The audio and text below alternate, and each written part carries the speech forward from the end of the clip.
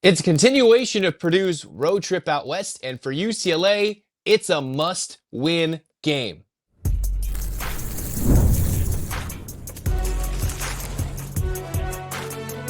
You are Locked On College Crossover, part of the Locked On Podcast Network. Your team every day. Welcome back, everybody. This is a Locked On College Crossover. I'm Zach Anderson, Yoxseimer, Locked On UCLA. That's Nick Arvin of Locked On Boilermakers. We're discussing a huge game in college basketball this week. We'll talk about the preview, why it's a must-win for UCLA. For Purdue, can they handle the West Coast travel like some of the Big Ten teams have? And what's the impact and expectation for this one this week? Today's episode is brought to you by Game Time. Download the Game Time app, create an account, use the code LOCKEDONCollege for $20 off your first purchase. So, Nick, we've had our chance to chat a little bit off the air, do our little Big Ten squad. It's not football season, so this is supposed to be our bread and butter. And instead, for Purdue, they're playing like it's their bread and butter. For UCLA, all the fans are lamenting, why can't it be football season again? Which is not what I thought when the season started in November, but that's where we are with the UCLA-Purdue matchup here in late January. Yeah, we're doing good right now. We do drop a game earlier in the year against Iowa State, so all the talk about that perfect season that I feel like some Purdue fans, whether realistically or not, had thrown out there, that went away. But since then, the start of Big Ten play has been nice to us. We start out 7-0, recently wins over Iowa, then we traveled down to LA on the weekend to take on USC and get a near victory there, come back from down 14 points. So right now, undefeated in Big Ten play at the top of the charts in terms of the standing. So I really can't complain about where Purdue's at right now. I'm sure we'll get into some nitpicky stuff as we get through the course of this episode. But as of where we're at right now, I can't complain about how the Boilermakers have started out this year, Zach. Meanwhile, all we've done is complain about Mick Cronin and UCLA here, the secret extension, and it looks like a terrible extension, kind of reminiscent of what UCLA gave Chip Kelly, and Chip Kelly left. Well, Mick Cronin's not going to leave anytime soon on his own accord, and I think all UCLA fans are kind of wishing, as of this point, that he does. UCLA has underperformed significantly. Where are they? 12-6. They have fallen to 4-3 in Big Ten play. It's just looking like they're a mediocre basketball team for a team that's returning a lot of production from an NCAA tournament team a year ago that we thought would get to a second weekend and with the right order could challenge for a deeper run. Instead, UCLA is not projected to be in the tournament. You look at all the bracketology predictions and projections, whether you use Fox Sports, whether you use ESPN and Joe Lunardi, any and every single one of them have UCLA on the outside looking in. That all changes, though, Nick, with a win at home versus Purdue, and Purdue just narrowly escaped losing at USC at the Galen Center the other night. I mean, it's a game where for Purdue, you continue on that West Coast trip, and that's something that I've thrown out a lot even before this schedule got released, where, I don't know, this new era of Big Ten basketball, and we've even seen it with Oregon, Washington, UCLA, USC, those squads going to the Midwest. There has been some struggles there with those teams trying to travel in. I wanted to see if the inverse was true with Purdue traveling down to the West Coast to take on the two LA teams. And against USC, there were some definite concerns to start out this game. You get yourself into a 14-point hole, climb back out of that one. But a win is a win, all things considered. Now you got UCLA, and it's going to be a team, like you mentioned, that they are struggling right now. The standard has been a little bit under where it should have been going into this season. But for Purdue, you can't underestimate this Bruins team. This is a squad that hasn't shown a ton of energy as of late in terms of just putting the foot on the pedal for 40 minutes of basketball. And we've seen that in the rebounding numbers. We haven't been dominant on the glass the way that you would expect. You see that on the defensive side of the ball, where there's just been some miscommunication, not forcing guys, not giving guys tough looks from three. There's been a lot of different things that all kind of combined together that make me a little bit more concerned about this game at UCLA compared to where I would be if this game was at home at Mackey Arena. So certainly not saying Purdue is going to lose this one quite yet, but this is also one that I feel like for UCLA fans, you look at this game and say, oh, this is Purdue. They're undefeated in Big Ten play. This is an unbeatable team.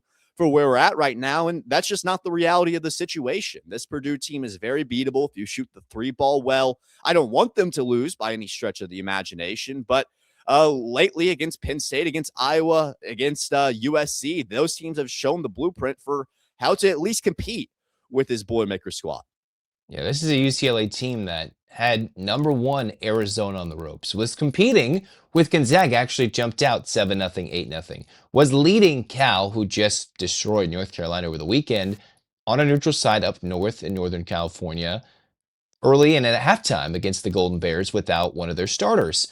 Unfortunately, lack of roster cohesion throughout the season, injuries, and just kind of this dead offense Mick Cronin has employed throughout his UCLA tenure has led to struggles for the Bruins.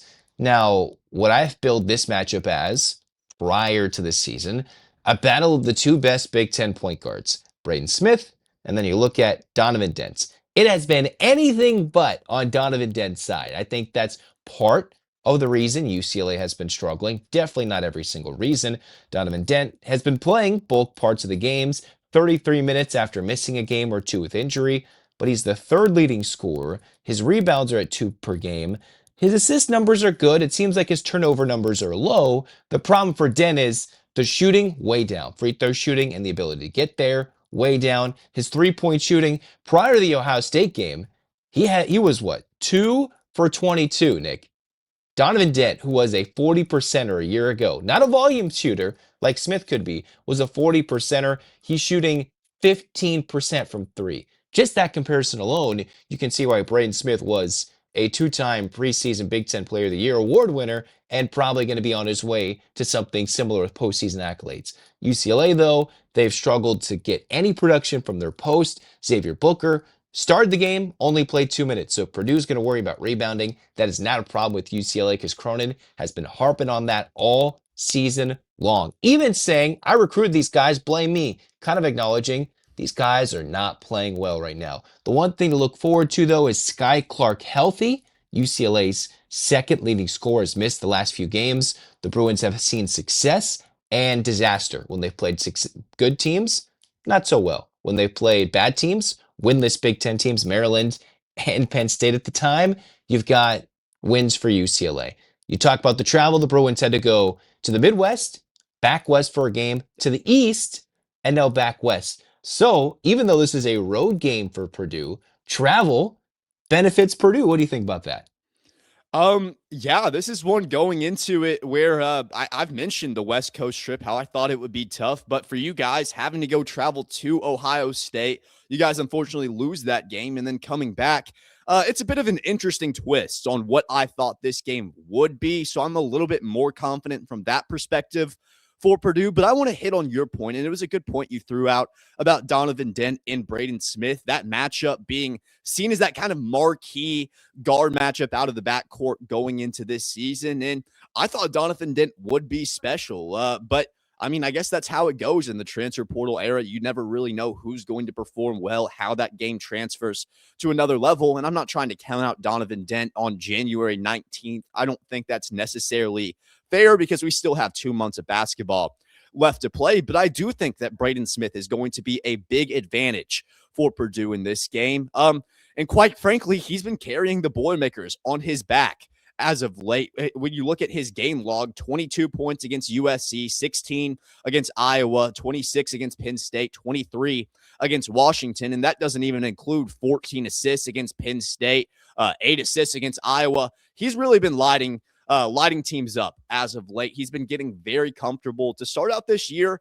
Obviously, the great passer that he is, on pace to break that all-time assist record, already the all-time leader in Big Ten assists. But we just wanted to see him develop a little bit more, get a little more aggressive on the offensive side. Once he starts to make those shots, it makes him very multi-dimensional and tough for other defenses to stop because he still does provide that playmaking where he can get it down low to his bigs. But as I mentioned, as of late, guys in the starting lineup especially are 4 seniors, including Braden. You got Fletcher Loyer, you got Oscar Cluff and Trey Kaufman-Renn. The other guys just haven't been helping out as much as you would want to see. So in this game, for Purdue to come out, the big key for me in this one is help out Braden Smith. I want to see our bigs get involved down low for UCLA team that has struggled to find that front court depth. That's where I want to see Purdue succeed in this game. So I think Braden Smith can get it down low to the bigs, but Trey Kaufman-Renn and Oscar Cluff, they're going to have to step up in this game and prove that they can outmatch the Bruins up front. Next, we'll talk about what we think about the transfers that have come into UCLA and Purdue. We'll give you key players and key stats to look out for in this game that will define this UCLA must-win versus Purdue, just enjoying the West Coast. Next on the Locked On UCLA, Locked On Boilermakers crossover.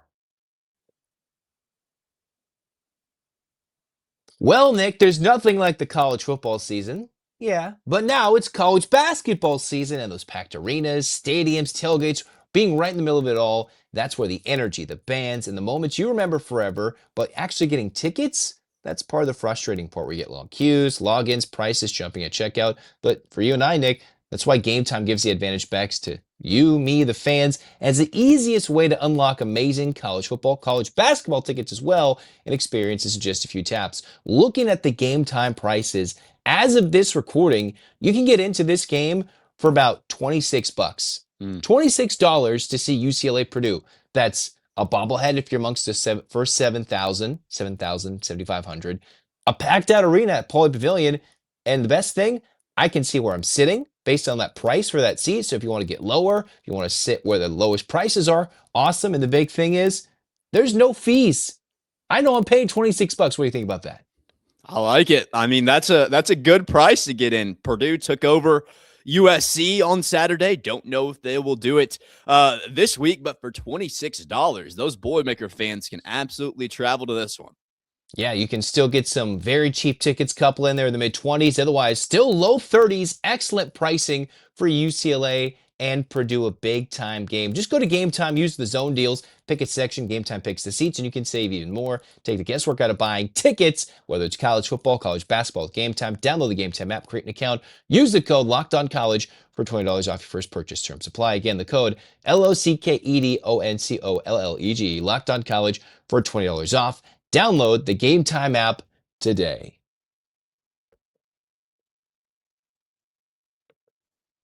It's time to discuss the new incoming players for both teams, what their impact or lack thereof has been, while also discussing key players and stats to watch that will define the Bruins versus Boilermakers matchup. Nick Arvin of Locked On Boilermakers joining us. Still Zach Anderson, Yoxseimer of Locked On UCLA. So Nick, tell us about the newcomer to this Purdue roster, and has he been worth the NIL put up to bring him in to West Lafayette? I'm going to say absolutely on this one, Zach. So our one transfer addition this year was Oscar Cluff out of South Dakota State. Big center, was averaging a double-double at South Dakota State. And after Purdue loses last year to Houston in the Sweet 16, and overall, just throughout the course of the season last year with Daniel Jacobson, our freshman, 7'4", going down with a broken leg in just game 2, we were really stretched for a center, especially some depth in that front court, kind of what you guys are experiencing this year. But when we lose in the Sweet 16, it was made clear to Matt Painter, has made clear that we just needed to get that center in the transfer portal. And more specifically, we really needed a source of rebounding. And we were definitely able to get that with Oscar Cluff. Like I said, was averaging a double-double over there at South Dakota State. And the big conversation surrounding him is, can his production, the production that he had there, transfer over to the Big Ten level? And in my opinion, so far, absolutely it has, because he's really been balling out on the boards. He's made Trey Kaufman-Renn a better rebounder just because of the gravity that he brings in. But so far this year, Oscar Cluff averaging 12.2 points per game, 8.2 rebounds. And that's pretty solid. That's exactly what we need at the center position for a team that has so many mouths to feed this year from that backcourt. Cluff is that guy where, yes, he's not going to be your number one option, but if you underestimate him, he's going to hurt you. You cannot overlook Oscar Cluff at that center position because he's the most efficient player in college basketball, and we've seen it. If you don't guard him, if you don't pay attention to him, he's going to make you pay. So Oscar Cluff has been a great transfer addition for this Boilermakers team this year and has really kind of changed the ceiling for what I thought this team would be going into this season. He's made this year great. And now with Jacobson back healthy again, we have a 7'4" center coming off the bench to replace Cluff when he's out. So our front court is doing pretty well right now, and a lot of it is accredited to the transfer portal addition of Oscar Cluff. Yeah, I wish UCLA still had their 7-3 unicorn in the middle. Instead, Yeah. he's helping another Big Ten team. We won't talk about that. So UCLA's incoming transfers, you have the big name Donovan Dent. We discussed it briefly in segment 1, but with the rumored big-time NIL deal close to what, $3 million, and he was a top-tier transfer. Like Kentucky was going after Dent. Dent was what, number 1, number 2 in the transfer portal, and despite the hype in between the seasons, I fed into it, but he was top 5 in the portal. He hasn't really played like it. Dent's currently the 3rd leading scorer, leader in assists. He's an upgrade, a player UCLA had to get. But for what UCLA needs at this moment, he hasn't produced near his career high level of last year as a junior at New Mexico, where he, one, led a tournament Lobo team to beat UCLA on a neutral floor. So it's not like they're really hurting. UCLA had a good team last year, and Dent's team still beat him while he played big and had big time numbers. So him coming to UCLA just hasn't translated as well. Shooting numbers from the field goal percentage are down from 2, from the 3-point line, way down, free throw shooting way down. His turnovers, I believe, are down. But overall, he's been a good addition. UCLA needs him to be a superb addition, and that just hasn't happened. You look at Xavier Booker. The dude, when UCLA was competing with Arizona, put up close to 10 plus points. Same thing against Gonzaga. But then he starts against Ohio State, 2 minutes, nothing, and then just is unheard of. Cronin is done with him. And I remember talking to Matt Sheehan of Locked On Spartans, and Tom Izzo and Mick Cronin are kind of the same guy, right? In terms of intense, they like to feed off the energy, got to play good defense and all that. Booker, it's not working out. He's not getting rebounds. He moved from the 4 to the 5, and it just doesn't seem like he's confident. He's not knocking down threes, 2 for 3 like he was earlier in the year when the teams would sag off of him. He's not the rebounding option that he needs. He's got the athleticism to block shots. It just seems like he's getting postered or getting crossed up and going right by defensively almost every possession. That hasn't been a success to replace Adai Mara going to Michigan. Steven Jamerson, backup big from San Diego, energy just doesn't provide the offense and stability, and Cronin just hasn't run with Jamerson consistently over 40 minutes. If that's the case, then we haven't seen a lot from Jamerson. Jamar Brown, who went from JUCO to the Summit League at UMKC to UCLA, is not exactly Kobe Johnson, the USC transfer to UCLA, who was a standout defensively and a solid three-point shooter. Brown plays hard, is what everything Cronin looks for, but he's not that dominant guard that can take over when Sky Clark is out, when UCLA struggles to shoot the ball. He can shoot it, it just hasn't worked. Peoples Jr. has been just a relief big man, if that's even a word. He's played twice during this super senior year. So I would say this transfer class has been very underwhelming for the Bruins after the Bruins brought in, 6 a year before, and that went from worst Mick Cronin team to tournament team. This year's team looks more like that tournament-less team than the one that made it to the second round a year ago. But players to watch, who do you have for your player to watch and a key stat in this UCLA-Purdue game? Yeah, so the guy that's going to be really big for Purdue, in my personal opinion, is Fletcher Loyer. And the reason why I say that is because he has struggled as of late. Fletcher hasn't been the Fletcher Loyer that we've seen over 4 years at Purdue, and especially on the defensive side of the ball. We have seen that as well as he can shoot it on the defensive side, he has been a bit of a liability, and especially in that game against USC when you got that physical front court with a Chad Baker-Mazara, who's the oldest player in college basketball, a bit of a mismatch. Loyer got into foul trouble early and could only play 19 minutes in that game, which means he can't produce on the offensive side of the ball. And I feel like it's really underestimated how important Fletcher Loyer is for stretching out the floor in the half-court offense. So important. The best three-point threat that we're going to have on this team. If Fletcher Loyer is able to stay on the floor in this game with other guards facing up, like you said, Donovan Dent's going to be big in this one, Sky Clark. Those are guys that Fletcher Loyer has got to prove he can guard in order to stay on the court and produce on the offensive side. That's what we need out of Fletcher Loyer, so that's why I'm going to say he is my must-watcher. I think that's how you phrase it, must-watch player for this game. But how about you, Zach? A year ago, when UCLA went to Mackey, it was the Trey Coffin-Wren show. 11 of 15, 29 points, dominated UCLA. And the Bruins have no real strong 4 or 5 to go against him. I know Bilodeau's great, but can he stop Kaufman-Renn? Can anybody in the post stop Kaufman-Renn? I really don't know. Braden Smith a year ago couldn't miss from 3, 6 of 10 at home in Mackey Arena. Loyer, as you mentioned, he did score double figures. Those are the only 3 players in double figures for Purdue who beat the Bruins by 10. So largely, it was Braden Smith's ability to hit threes and Purdue hitting 50%, 11 of 22. And if Kaufman-Renn just bullies the Bruins, I kind of lean on him maybe to beat UCLA once again. But for UCLA, it really depends on 2 things. The health of Sky Clark. Clark has been out since the Iowa game. He hurt his hamstring in the first half, early part of the second half against the Hawkeyes. The Bruins were down big, almost came back without him, couldn't. Against Wisconsin, beat down, but then Wisconsin went and beat Michigan, so that doesn't look as bad.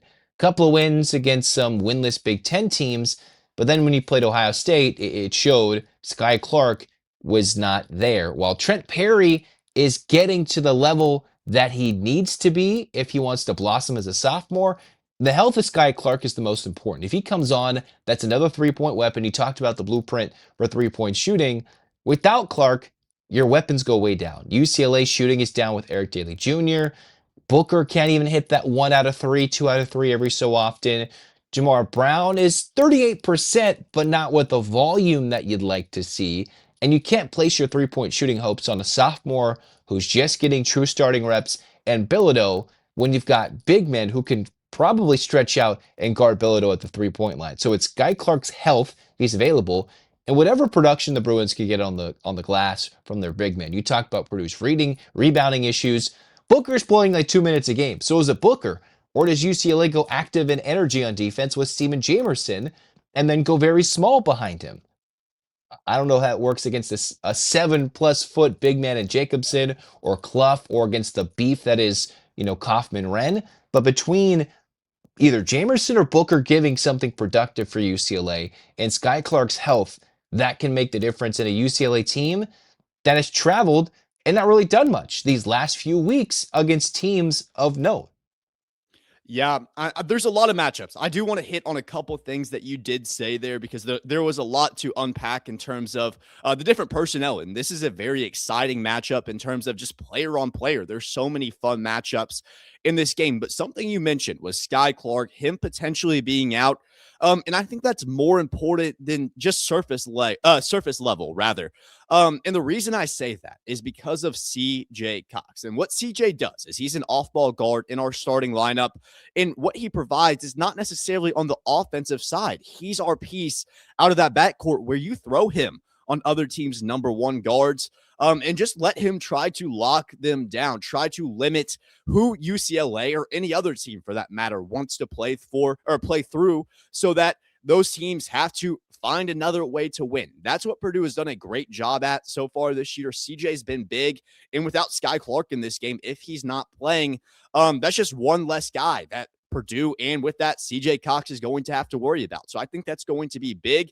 And in terms of Trey Kaufman-Renn hurting UCLA, yes, he's been extraordinary over his 5 years at Purdue. Was great last year in this matchup, secured the win for the Boilermakers, but as of late, he has just been struggling. So I think if Trey Kaufman-Renn is able to bounce back, if he's able to find a level of confidence that he had to start out this year, but has struggled a little bit as of late, strayed a little bit from that, we're going to win. If Trey Kaufman-Renn is on, we're going to win. But if he's not, anything can happen. You look at his last 2 performances, and they weren't great at all. He had 5 points and 3 rebounds against USC, which is not a Trey Kaufman-Renn game by any stretch of the imagination. And then just 2 rebounds, 12 points against Iowa earlier in the week.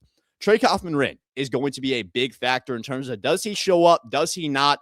That may be the answer to who wins this game's at. My stat to watch, does UCLA hit 10 or more threes in this game? I think that's what it's going to take to win at home.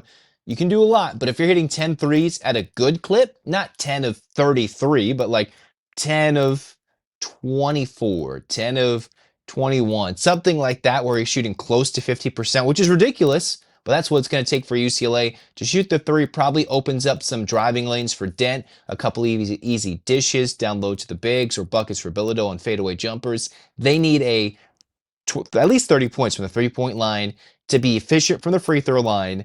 And can Dent be a superstar? Can he Yeah, do that? That's the real question. Yeah, I agree with you 100%. That would be my key for UCLA too, is that three-pointing shot. For me, my stat is, can you win that rebounding margin? We saw against USC, should have won that one. You lose it by 8, I believe, in that one. Against UCLA, have to win the rebounding margin to win this game. We'll see how it goes. We'll talk more expectations, impact in this one coming up next. Locked on UCLA, Locked on Boilermakers crossover. What you've all been waiting for, it's prediction time. Nick and Zach continuing this crossover between the Bruins and the Boilermakers of Purdue, the preseason Big Ten favorites. Do you think Purdue's played like a preseason favorite outside of a beatdown at home to Iowa State? I'd say so compared to the other candidates up there. Right now, I really think there's only about 3 to 5 teams in contention for the Big Ten. I'd give it Purdue, Nebraska. I think they'll fall off eventually, but I'll put them in the conversation. Michigan State, and probably Illinois if they pull off something crazy. In terms of those 5 teams, I really do think that Purdue has played up to that level of winning the Big Ten once again this year in the regular season. The one thing I do want to mention is just the scouting. And I said that on the college basketball squad show yesterday, but the scouting in the Big Ten this year has just been elite. And we've seen that with Michigan, where they've gone into environments, they lose against Wisconsin. Like, that's not one that you would expect for a Michigan team that's rolled over about everybody to start out this non-conference slate. But as of where we're at right now, I think in FanDuel, our odds were around plus 160, give or take. Michigan around minus 140. But if Purdue is able to beat UCLA, depending on what happens with Michigan over the weekend, I think that Purdue has a good shot to be the new favorite to win the Big Ten this year. The preseason and current favorite, that's the difference between getting a 2 seed or a 1 seed. It seems like those 1 seeds are somewhat solidified potentially, but if, say, Purdue wins that Michigan battle or goes on to win the regular season Big Ten crown, whoever wins that, I think, has an inside track for a 1 seed, if not both Michigan and Purdue, at least being 2 seeds. I think those 5 teams, that's a lot deeper than I thought the Big Ten upper echelon would be. I think the Big Ten is much better than I expected overall. And UCLA is much worse than we all expected. Health hasn't been a factor in their wins. It's been a huge factor in their losses, other than Mick Cronin really drawing the ire of the fans. For UCLA, they're sitting on the outside looking into the tournament.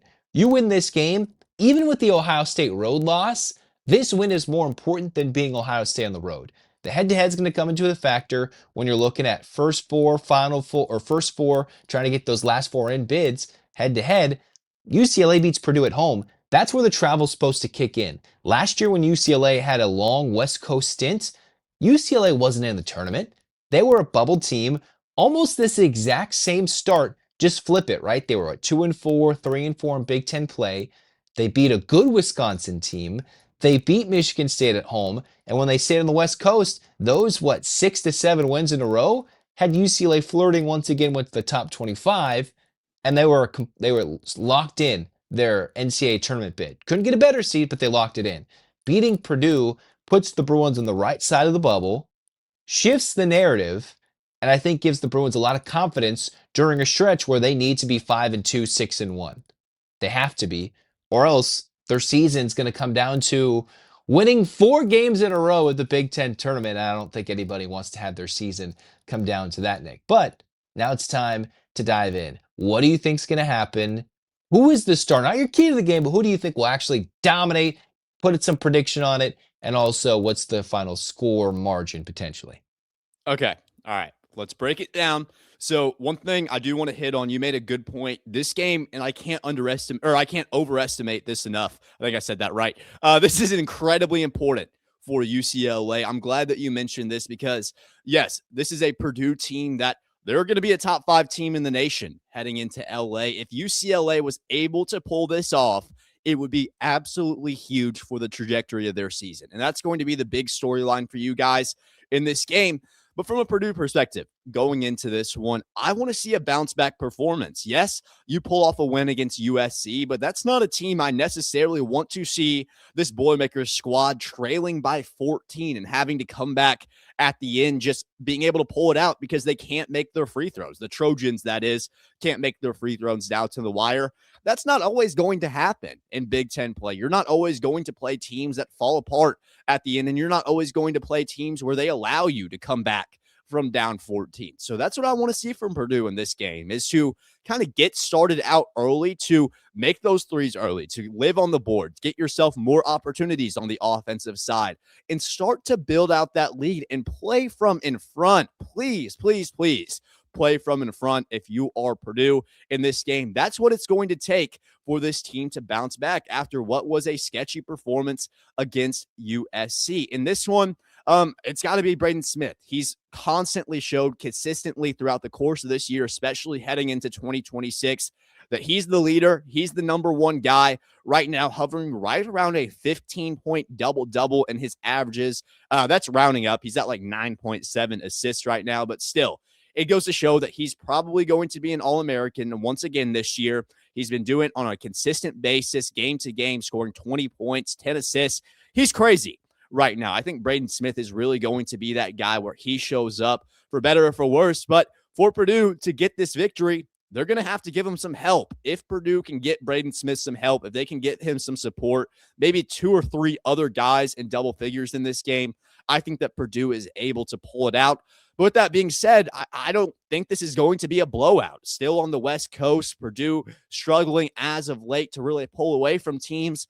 I expect more of the same in this one. Although I do have Purdue winning, I feel like it's a 2-possession, maybe a 3-possession game on the road. I'll call it a 7-point win for Purdue. They scored 69 points against USC, which is a bit of a rarity. I like to see them more in that 70, 80-point range. This offense is amazing when they're on. I'll call it 82-75 Purdue. They get a victory, improve to 8-0 in Big Ten conference play. For me, I'm going to say this. Donovan Dent, he's going to play a signature point guard on the other end. I think that hypes him up. It's at home. The first time UCLA is going to have an energized crowd at home all season for a big-time game for the men's side. I do think the Bruins will compete. I think UCLA could even be leading at half. This could very well play like the Gonzaga game. And UCLA fans remember how that game played out, jumped out to a 3-possession lead early, about 7-8 points over Gonzaga. And the Zags immediately came right back, took the lead. It was back and forth for a good portion of this game, for that game. I think the Bruins will get hammered inside. They'll be out rebounded. They'll get out muscled. They might compete. It all depends on the health of certain players and the production of the post, as we discussed in the last segment. I think Dent actually scores 20 plus in this game. How about that? He has not been consistent. I think he balls out when he sees another All-American on the other side and says, all right, it's time to go. Whether that leads to UCLA victory, I don't think it does. Purdue, despite struggling early, pulls away late and wins this by 9. I say 82 to UCLA 73 in that range. So a lot higher scoring than what they faced at USC in the Galen Center. But I think this one will be a lot of fun, even though it gets buried behind everything on Peacock when it's all said and done, Nick. Man, I can't. Well, I don't know if I'm allowed to say this, but I can't stand Peacock. I just can't. Put the games on TV, please, please, please. But yeah, it's going to be a fun one. I think we both have Purdue winning. I like your prediction about Donovan Dent. Maybe we have 2 point guards scoring 20 plus in this game. Wouldn't that be fun? Final takeaway for me in this one is I want to see physicality for Purdue. I want to see a team that wants to win and a team that they want to win from the start, not a team that's going to slow down throughout the course of the game. Let UCLA get back into this game or let UCLA get a lead. But I do like your prediction. I could see this being very USC-esque from where we played them, where Trojans get a lead. You have to battle back in this game. Could see that happening in this one. Yeah, in terms of your take, I want to see something. What is that? I don't know. I want to see something. Let's see a pulse for this UCLA team. Yeah. Let's prove that they're not done just yet. We'll talk after this game, have some fun. We'll have our reactions and recaps on both our channels. That's Nick Arvin of Locked On Boilermakers. Go watch his stuff. Like, comment, subscribe. I'm Zach Anderson Yoxseimer, Locked On UCLA. Like, comment, subscribe, download. Thanks for your support. Join the Locked On Everydayer Club. Have a lot of fun. This has been our crossover. So long, everybody, and go Bruins.